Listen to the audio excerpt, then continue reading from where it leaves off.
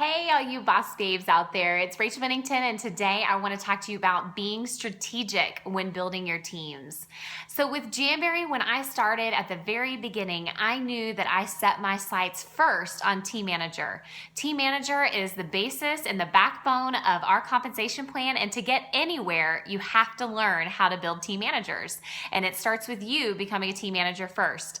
So the first thing I did, besides memorizing the compensation plan, is that I mapped it out according to the team that I had.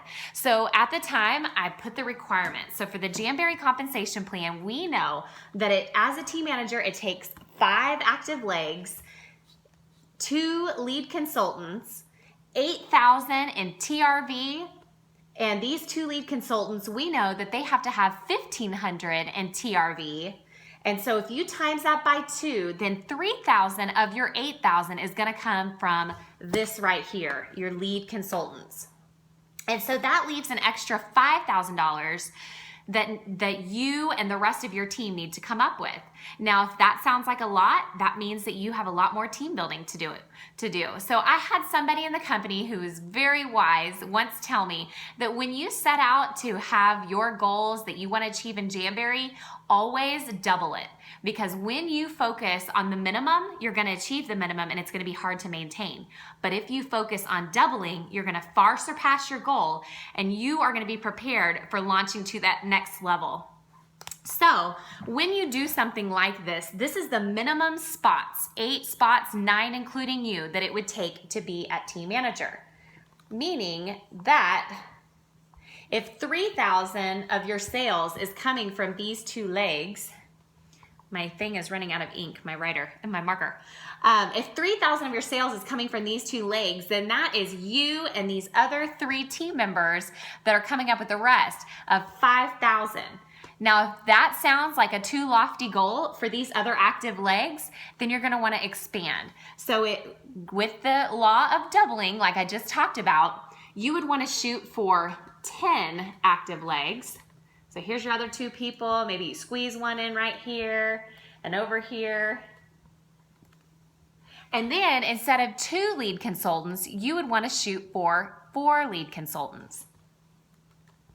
So maybe this one's going to be a lead consultant over here, and maybe this one is over here. Now, even for your lead consultants, when you're coaching and teaching and training your team, you want to start thinking outside of the minimums for them as well. So if you were coaching these 2 people and they were working to get to lead consultant, instead of saying you need 2 active legs and 1,500 in sales, you would say our goal for you is to have 4 active legs and 3,000 in sales. Does that make sense to y'all? Okay, so I think what you will find is when you start doing this and you look at it daily, you look at it weekly, there is no doubt in your mind whether or not you're going to achieve your goal. So I have managers who in the very beginning, before we started doing this, they would tell me on our coaching calls, oh, Rachel, I'm going for a promotion this month and I hope that I get there. There's no wishing or hoping when you map it out like that and you're strategic. You will know exactly where you'll fall for the month. And if you start tracking it weekly and you're coaching these people, you'll know how they're going to end up too. Now, how can you predict how many dollars in sales each of these people are going to do? What you do is you count their number of parties. So let's say they're going to do an online party and you know on your team, the average party does at a low end around $150. So you take that conservative amount and you multiply it by the number of parties that they have.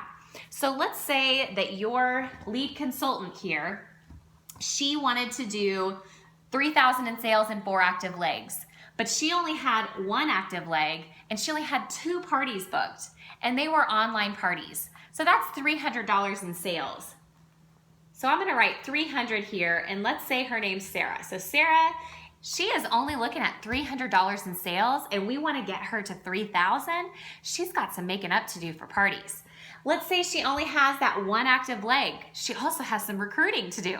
So those are ways that you can use these tools of being strategic and mapping it out to learn who you need to work with, what exactly they need to reach their goal. In turn, that helps you reach the goal of the big picture and keep your eye on the prize of team manager. Okay, I hope that you guys found this helpful today. I know that for me and my career, keeping my eye on the prize of where I'm headed and keeping focused on helping others get to where they want to go, in turn, I always reach my goals. And I'm excited to hear how this helped you guys and watch you guys reach your goals too. Thanks so much.